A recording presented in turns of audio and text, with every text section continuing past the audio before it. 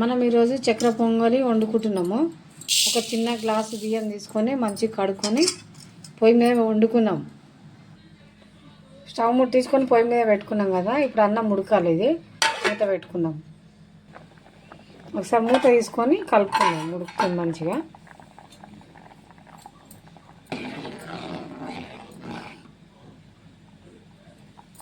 ఉడకాలి. ఇప్పుడు ఇంకొంచెం ఉడకాలి.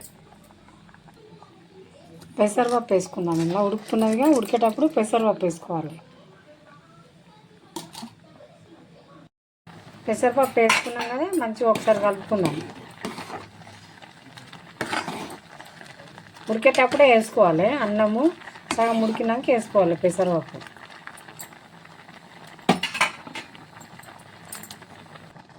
బెల్లం వేసుకోవాలి. బెల్లం ఉడికేటప్పుడు ఇవి కూడా సగం ఉడికినాక వేసుకుంటే మంచిగా ఇవి కూడా కరిగిపోతుంది.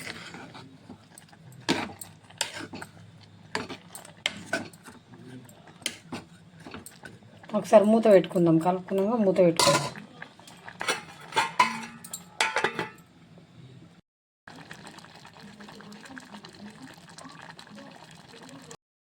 దీంట్లోనే ఇప్పుడు ఉడికేటప్పుడు నెయ్యి వేసుకుందాము. నెయ్యి వేస్తే మంచి రుచి వస్తుంది.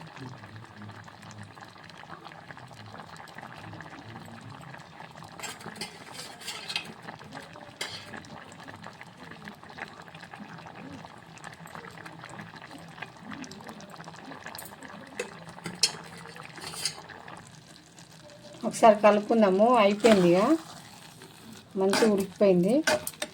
చేసుకుందాం. ఇక చక్కెర పొంగలి తయారైపోయింది.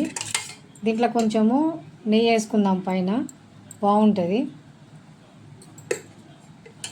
ఎంతో రుచికరమైన చక్కెర పొంగలి రెడీ అయిపోయింది. నేను చెప్పిన విధంగా వేసుకొని చాలా బాగుంటుంది.